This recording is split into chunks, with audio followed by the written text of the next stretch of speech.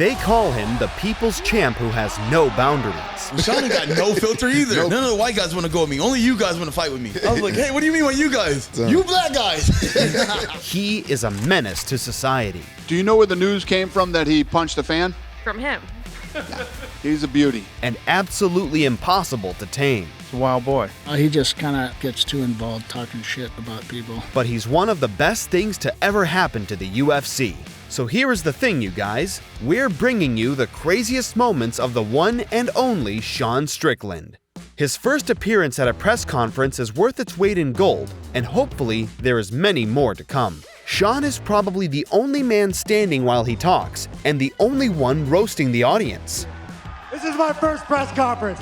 You guys are a bunch of vicious bastards. Man, here's the way you guys talk. I want to go down there and punch all you in the face. Jesus Christ, you guys are mean. But yeah. A man filled with traumatic experiences learned to deal with it by using his life as a joke. And his dark humor is just one of the beauties he brings to the camera. The Strickland household was like a private circus where no conversation went smoothly, not even the ones on deathbed. My dad's dying of cancer. He's doing his forgiveness speech, and I'm like, I don't give a fuck, dude. I'll go see you. He's like, Sean, I was really bad to you and your mom, but at least I never molested you. Oh boy. I was like, what a low bar. Hey, you never me. Give me one of those oxys. His MMA career went full steam for more than a decade, and Sean went on to achieve the impossible. No one thought that Strickland would become champion by dominating Israel Adesanya. But miracles do happen in MMA, so he did. However, what definitely no one could have predicted was that Sean would break the championship belt the very first morning after winning it. I already broke my belt. But I have a solution. Good as new. But that was to be expected from a man who doesn't know in which cup he keeps clean drinking water and which one is filled with, well, he can explain it to you. God damn it, I drank the wrong cup. It's a fucked up story. Oh my God. So one day we were riding or I was working on something. It was fucking hot. It was hot. And I walked into my brother's room. And I'm like just sweating. And my brother, and he didn't do this intentionally. Oh my God. He's like, oh, I have a Gatorade in the refrigerator. Oh my God. Yellow Gatorade. Don't ever trust a yellow Gatorade. Oh my God, that's Anyways, so disgusting. So I'm like dying of thirst, and I grab the yellow Gatorade out of the refrigerator. And I open it, and I just take the biggest fucking gulp of my brother's piss. To this day. Oh my God, Sean. To this day, guys, I still can't drink fucking yellow Gatorade. Oh, the level of piss. Yeah, I've drank a lot of piss before, you guys. I've drank a lot of piss. It's so gross! What's important is that he knows how to be vocal on the microphone and knows how to fight. The only problem is that he doesn't choose who he will hurt, and it's safe to say he doesn't even care. Male, female, for Sean it's all the same. If it crawls, it brawls. Just one of them. No. Wait till I take my boot off. Was that for me? Yes. No, it was from my... Ow, Sean, my leg! Dude, he's got solid rods in his leg. It's like a flagpole. I'm done. Wave. White flag. Show him the other one. Okay. Oh my God. What around the side? I actually feel really bad. That's not good. Don't get him wrong, Sean loves women. To him, fighting is like having an intimate relationship with them. And Nina Drama is just one example of how women can bring unpredictability into his world. Remember when we were talking about fighting is like having sex with a woman? Yes. Does that mean that Alex f***ed you? Oh, this fucking bitch. That, you fucking... You were training with him, so does that make you his bitch? Oh, this fucking dude. I've never smacked a woman. Ow! Sean! Boy! Ow! But you're about to call me fucking... He's a man who has no room in his heart for gender discrimination. He loves men just as much as he loves women, just in a slightly, well, much rougher way. Influencers, for example, get a double dose of love when they step into the ring or cage with Sean. Get ready? Come on, let's make it 3 rounds, Ma. Let's see the influencer. Let's see the influencer. Come on, bro. You're gonna be a f***ing man. Let's see it. There you go. Oh. Thank you.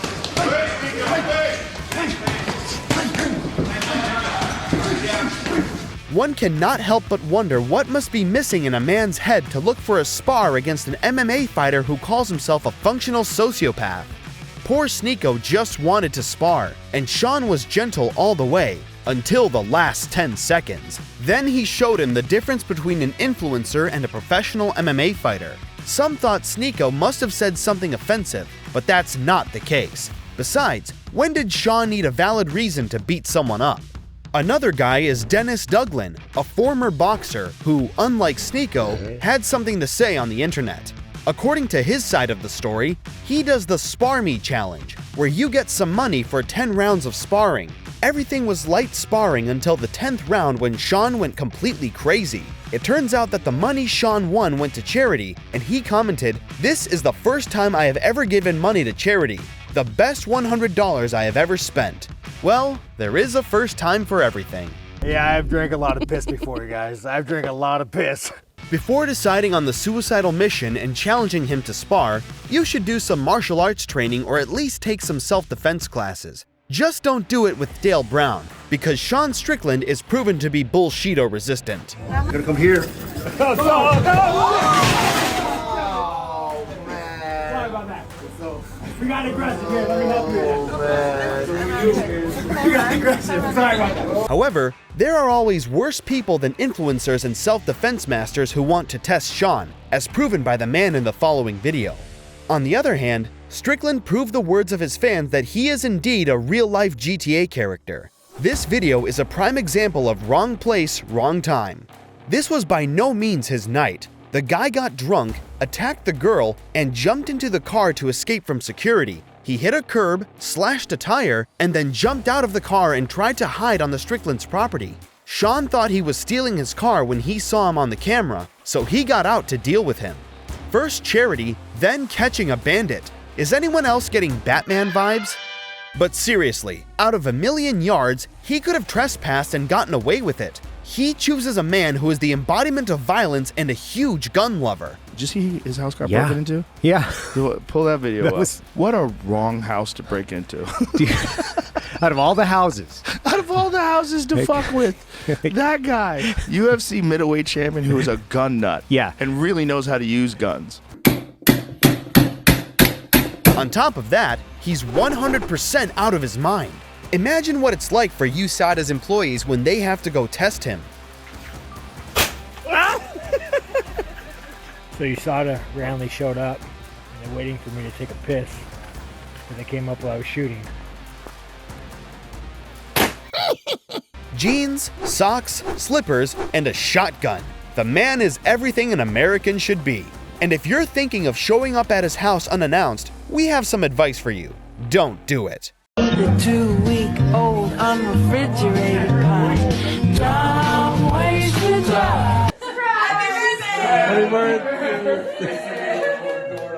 Imagine how dangerous he is when he's out in the world when he pulls a gun on his own family and friends. He's a walking murder charge.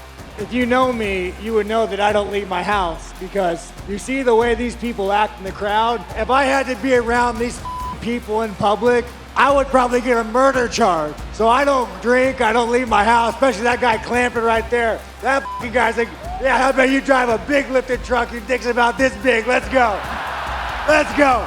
Well, he has a valid point, but so does Dana White, who was 100% right when he said, You can't bring Sean Strickland around any other human beings. luckily, there are rare days when he's in a good mood, has common sense, and will let you go with a warning. Can I get a shoe, papi muñeño? I don't know who the you are, but in a different setting, I might hit you. Okay, sounds good. He should be walking with an escort and in shackles because it's only a matter of time before he goes completely crazy. Maybe it wouldn't be bad if he got security.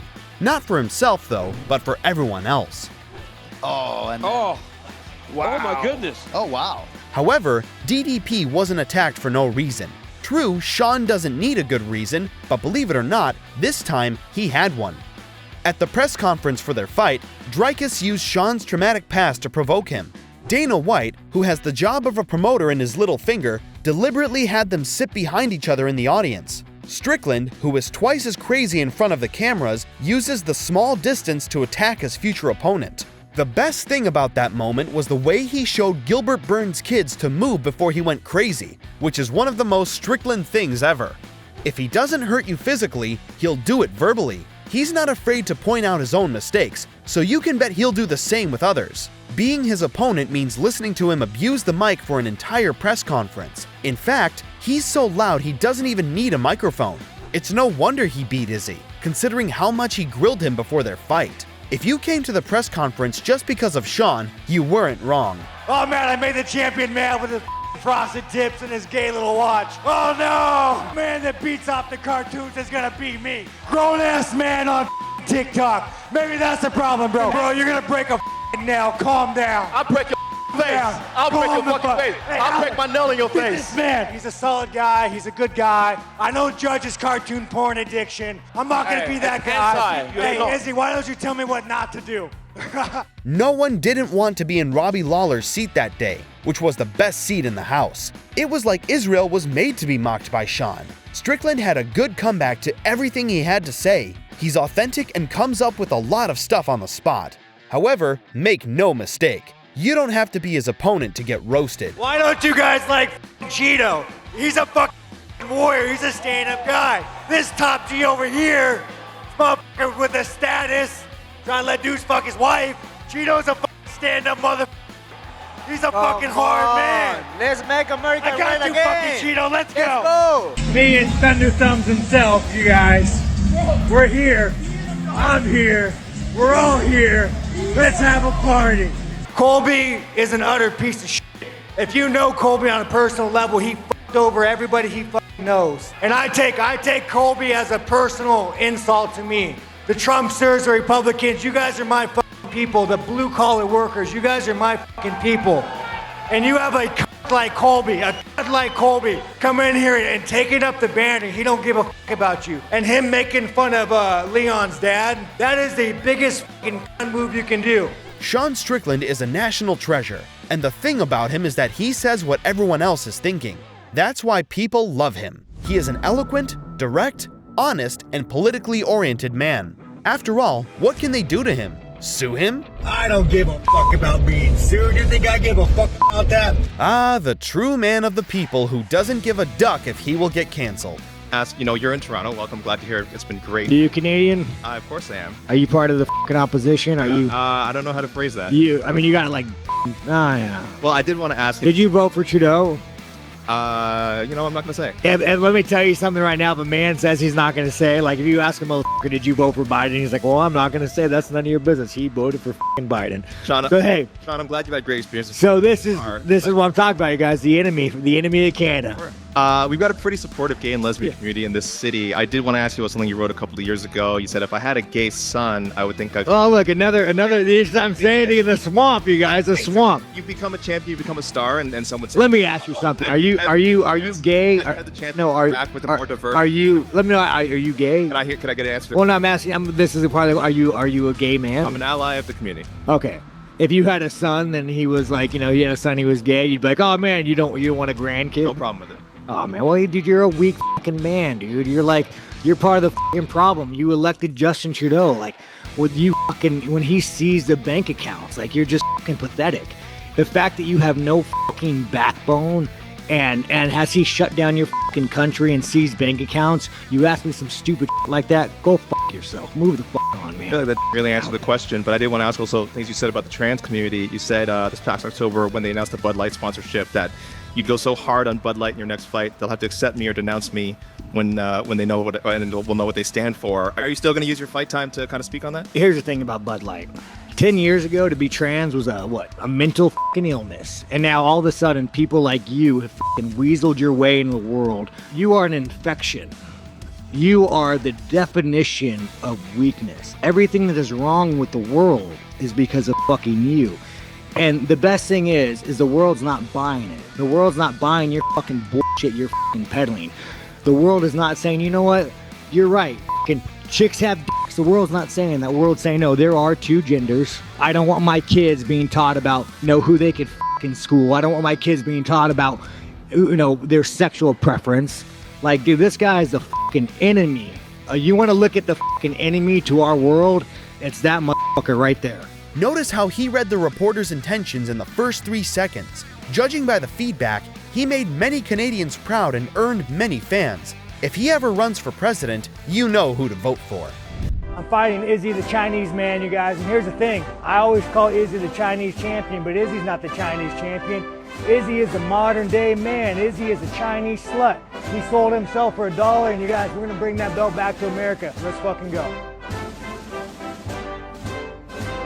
We can all agree that Sean is the gift that keeps on giving, and his love for his fans is from the bottom of his soul.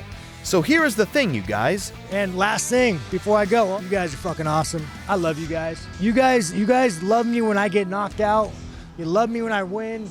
You love me when I offend Helen. You love me when I insult Smo. And I love you for that, you fucking deranged bastards. If you're hungry for more fascinating stories from the world of MMA, check out our next video.